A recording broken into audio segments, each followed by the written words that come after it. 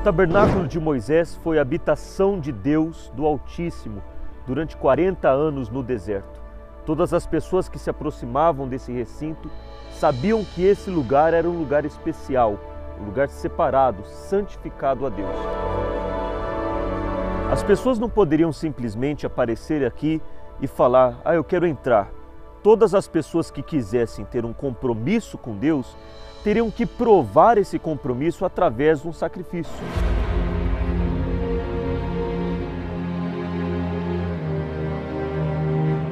Esse elemento era chamado altar do sacrifício, ou podemos dizer altar da decisão, porque era nesse lugar onde a pessoa tomaria a decisão de deixar o pecado dela e o que a afastava de Deus. Por isso ela precisava de um animal perfeito, puro, para que esse animal viesse substituí-la. Ela teria que ser morta, mas na verdade quem iria morrer era o animal. Então, ao apresentar o animal perfeito, os pecados do pecador seriam transferidos para o animal e após o sacrifício feito e o sangue do animal utilizado no altar, essa pessoa então estaria livre do pecado. Após o sacrifício no altar, a pessoa poderia ir livre do pecado dela. E o sacerdote representaria a pessoa a partir desse ponto para frente. Ela não poderia entrar no local sagrado. Mas antes de entrar, o sacerdote ou o sumo sacerdote teria que lavar as mãos e os pés na bacia de bronze ou na pia de bronze. Por quê? Porque era um local sagrado.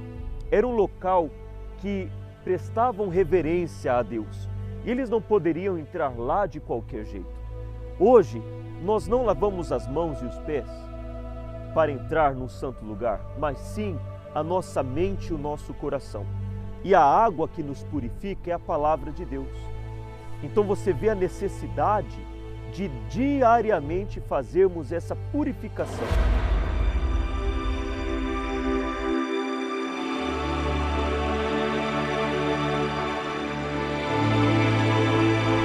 O serviço sagrado no santuário acontecia todos os dias. A primeira coisa que acontecia, os sacerdotes vinham para a mesa dos pães e ele examinava cada pão que estava sobre a mesa. Existiam 12 pães. Obviamente, as pessoas não tinham acesso a esse lugar. No entanto, cada pão representava uma tribo. Por isso, 12 pães, que iguala às 12 tribos. Todos os dias os sacerdotes examinavam os pães para ver se estava criando algum mofo ou não. E a cada 7 dias ele se alimentava desse pão. Então, da mesma forma que ele cuidava do pão que representava o povo, a tribo, esse povo dava de alimento para o sacerdote. Hoje não é diferente. Os homens de Deus cuidam do povo, oram pelo povo, jejuam pelo povo.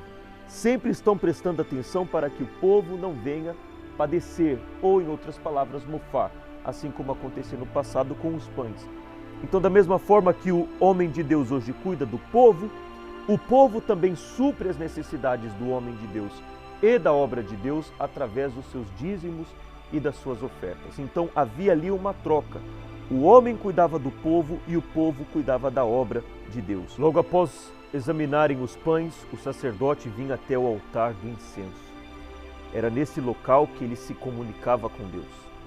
Todos os dias, pela manhã e pelo entardecer, ele teria que fazer o sacrifício no altar, ele teria que examinar os pães e, eventualmente, ele teria que se comunicar com Deus. Então, o carvão do altar do sacrifício que ele apresentou lá fora, seria a prova de que ele entrou aqui sem o pecado dele, entrou aqui com sinceridade.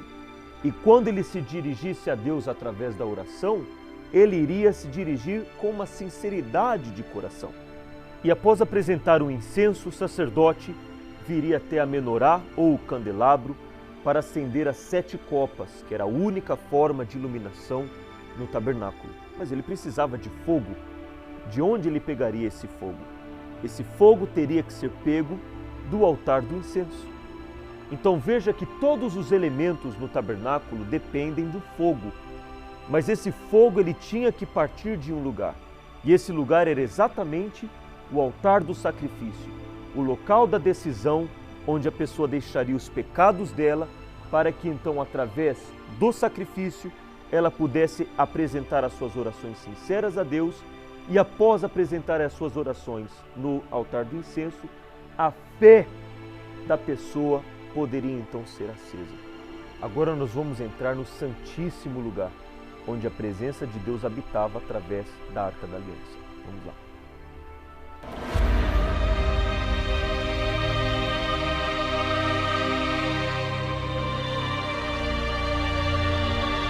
A Arca da Aliança era o símbolo do pacto de Deus com o povo de Israel.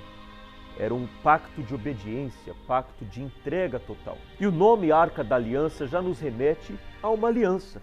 É o que temos quando nos casamos. E é exatamente isso o que Deus sempre quis fazer com o povo. Firmar um pacto, uma aliança com esse povo.